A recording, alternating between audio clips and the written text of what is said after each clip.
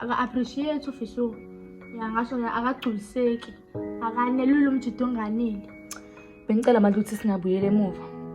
Because mina into ngifisa ukuthi silungise inkinga zethu nje kuphela. Hayi bengasinhle siyami ukuthi kubuyisele emuva. Bese ngiyisholo nje nami. Masabe bese ngisho lathi ngibuyisele emuva. Yebo umuntu ethi ngishole indoda. Wena futhi ngiyazi.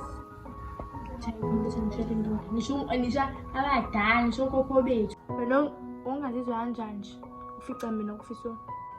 Phela vele bengingeke nje kuze kube kuhle vele ngiya-understand lento eshoyo. Kodwa mina-ke mina isinqumo engizosithatha ukuthi ngimyeke aqhubeke nomuntu lo atshela naye. Okay Samke. Ngiyabuza nje Rafa. Wena wazizwa kanjani nje kuwena unembeza bathini kuwena? Ufutshela mina lathi ngithola naye. Umuntu engithola naye kahle kahle lese indoda yami. Wena nje wazizwa kanjani unembeza ukushaya ngiphetha unawo? Kwenzakalani? Mina okuhle mina angibi ngichazela yabo angibi. So nje mina into ekade ngizile lawo angithi uyazi ukuthi bethu themba ukuthi besoxazulula ukuthi manje mase sifikela endaweni zakudala-ke manje hayi angikho nje right. But impilo masenzele kusukenzele sobe sikhulume nje sixoxe nje lo. Okay Samke anginankinga lento eshoyo mina futhi-ke ngibambelele igrudge ngalento eyenzakala bese mina ngiyibuzele akusenalo uhlelo. Ngusufana nomusisi mina. Thanda. Ngibonga kakhulu.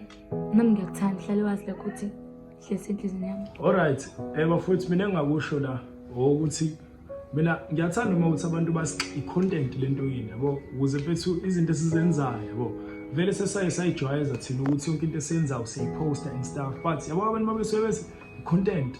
Mina yazi lawo ma-comment angigxili kona kakhulu because iyangikhulula nami mfethu yabo iyangikhulula ekuthenini akona wonke umuntu mfethu uzokwazi ukuthi efocuse eyinkingeni zami nomjolo wami okanye nabantu bami see because vele mfethu banale mentality of content.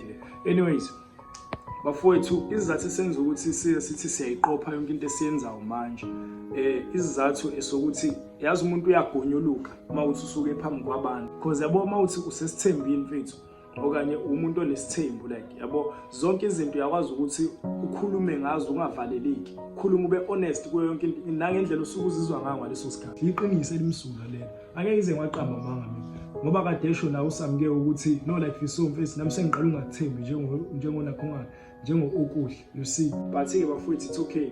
Ngicabanga kodwa ukuthi siyazama nje ukuthi sikhulume ngoba silana nje bafowethu siyazama ukuthi sixoxisane nabafowethu lana bakwazi ukuthi besicela ukuthi sikhulumeni mayelana nalolu daba lolu sikwazi ukuthi siliphothule because inhloso yokuthi sihlangane lana and yonke into esiyenzayo siyiqoqe isizathu esokuthi the more mfethu uba phambi kwabantu kuba khona umuntu okuquestionayo imibuzo ekubuza ila ukwazi ukuthi uvuleleke khona isifuba utshela umuntu ukuthi hayi no mfethu kunokuthi noba usuke ekhuluma indlela asuke ezizwa ngayo ngaleso sikhathi nale trend yokuthi khona abantu engibathanda kakhulu khona abantu engabathandi kakhulu ayikho yonto abantu bami bathanda ukulingana bonke mina iqiniso ivalile alikho futhi elinye iqiniso enyobe ngilithole ngaphandle kwalelo.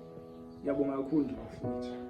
Cabanga ukuthi yonke into izoba right mhlawumbe ngoba sesikwazi ukuthi sihlale phansi sikhulumisane usisanda sikwazi ukuthi sixoxe naye but akwazanga ukuthi ephumelele sibe ndawo.